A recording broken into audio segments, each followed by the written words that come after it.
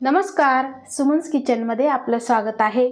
आज आपण कोणतेही पीठ न वापरता उपवासाची खमंग अशी साबुदाणा पुरी कशी बनवायची ते बघणार आहे। तर त्यासाठी इथे बघा 1 कप साबुदाणा घेतलेला आहे, स्वच्छ करून घेतलेला आहे। आता हा साबुदाणा आपल्याला गरम करून घ्यायचा आहे, खूपही भाजायचा नाही, फक्त आपल्याला गरम करायचा आहे। कारण आता कसं पावसाळी दिवस आहे, त्यामुळे यामध्ये ओलसरपणा असतो, तो ओलसरपणा आपल्याला घालवायचा आहे। हाताला चटका बसेल इतपत आपल्याला हे गरम करून घ्यायचं आहे। तर बघा आता उपवास आहे, आषाढी एकादशी आहे आणि खिचडी तर आपण नेहमी खातो। खिचडी खाऊन ह्या वादळी वातावरणामुळे पोट दुखते, पचन होत नाही, त्यासाठी काय करायचं, असे वेगवेगळे पदार्थ बनवायचे। तर हा साबुदाणा बघा छान असा आपण गरम करून घेऊ। आणि उपवास म्हटलं की वेगवेगळे पदार्थ आपण बनवतो, खिचडी न बनवता आपण वेगवेगळे पदार्थ बनवतो आणि ते चवीलाही छान लागतात। काहीतरी जेवणामध्ये ते उपवासामध्ये आपला काहीतरी बदल असावा म्हणून आपण हे वेगवेगळे पदार्थ बनवतो। तर ही पुरी अतिशय सुंदर होते, खुसखुशीत होते आणि एकदम पोट भरल्यासारखंही आपलं वाटतं। तर बघा हे छान असं आपण गरम करून घेऊ। अगदी 2 ते 3 मिनिटांमध्ये फुल गॅसवर हे छान असे गरम होतात। तर बघा साबुदाणा छान असा आपला गरम झालेला आहे आणि आता आपण हा साबुदाणा थंड करून घेऊ। तर बघा साबुदाणा आपला पूर्णपणे थंड झालेला आहे आणि आता आपण मिक्सरच्या भांड्यामध्ये घालून याची पावडर बनवून घेणार आहे। पूर्ण आपल्याला बारीक करायचं आहे।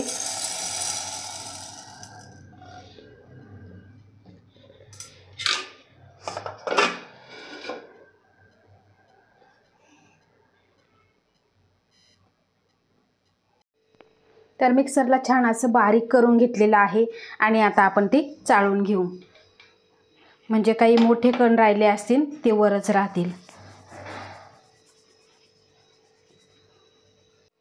तर बघा अशा पद्धतीने आपण चाळून घेतलेलं आहे। आता यामध्ये आपल्याला घालायचं आहे चवीपुरतं मीठ। त्यानंतर इथे मी 2 ते 3 मिरची घेऊन त्याचा ठेचा बनवून घेतलेला आहे, तुम्ही कमी जास्तही करू शकता। आता यामध्ये घालायचं आहे आपल्याला अगदी थोडंसं आलं घेतलेलं आहे, किसून घेतलेलं आहे। त्यानंतर 1 बटाटा मीडियम साईजचा उकडून तो थंड करून किसून घेतलेला आहे। आता यामध्ये तो घालून घ्यायचा आहे आणि आपल्याला हे मिक्स करून घ्यायचं आहे।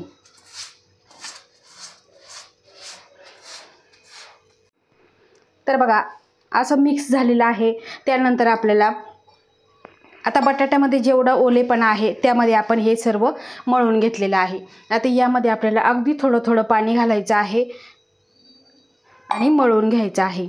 खूप पातळही नाही आणि खूप घट्टही नाही, आपण चपातीला जसं मळतो अगदी तसंच मळायचं आहे, कारण साबुदाणा हा छान असा फुलल्या जातो, भिजल्या जातो।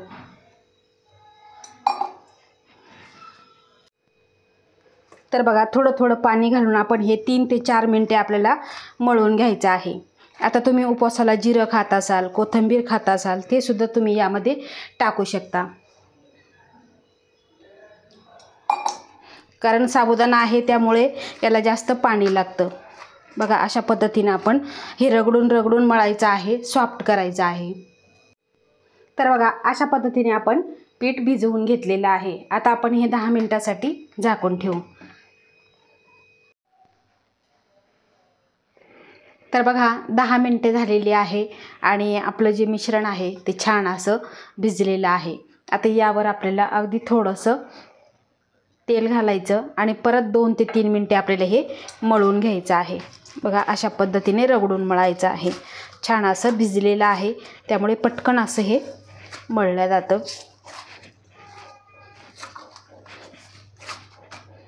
बघा अशा पद्धतीने आता मळून घेतलं की यातल्या आपल्याला छोट्या लाट्या करून घ्यायच्या आहे।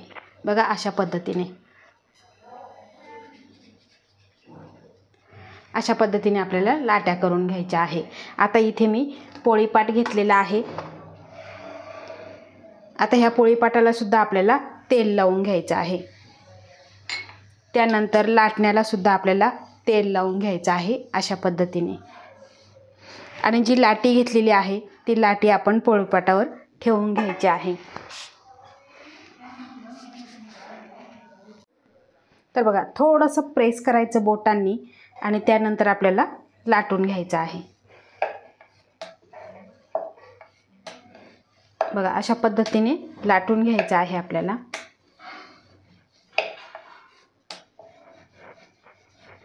पातळ अशी लाटून घ्यायची आहे.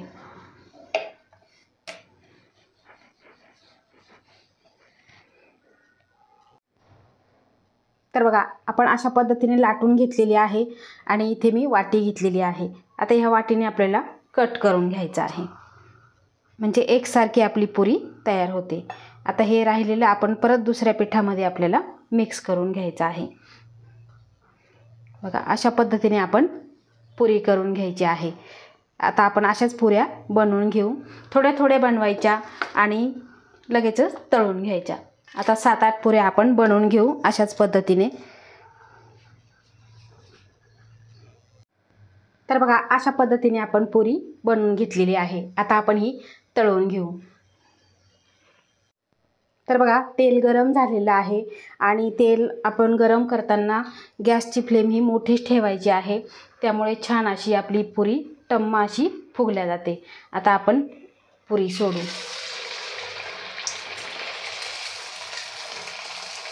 फक्त आपल्याला गोल गोल फिरवून घ्यायची आहे. मस्त अशी पुरी फुगल्या जाते.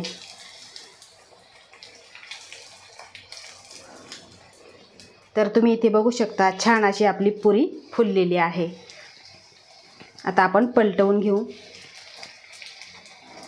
ही पुरी तुम्ही दह्याबरोबर, शेंगदाण्याच्या आमटीबरोबर खूप छान लागते. एकदा अशी पुरी तुम्ही एकदा नक्की बनवून बघा.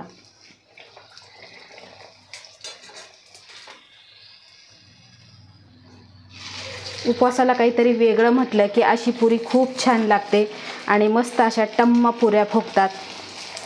खायला पण छान वाटतात.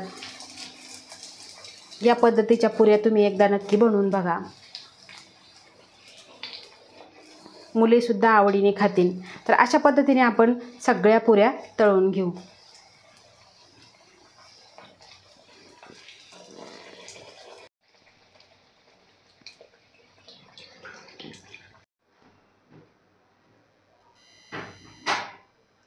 तर बघा, अशा पद्धतीने आपल्या पुऱ्या तळून झालेल्या आहे आणि खूप छान अशा टम्म फुगलेल्या आहे. तर अशा पद्धतीचे ह्या उपवासाला तुम्ही या पुऱ्या नक्की बनवून बघा. आवडल्यास लाईक करा, शेअर करा, सबस्क्राईब करा आणि बाजूचं बेल आयकॉन बटन प्रेस करा. धन्यवाद.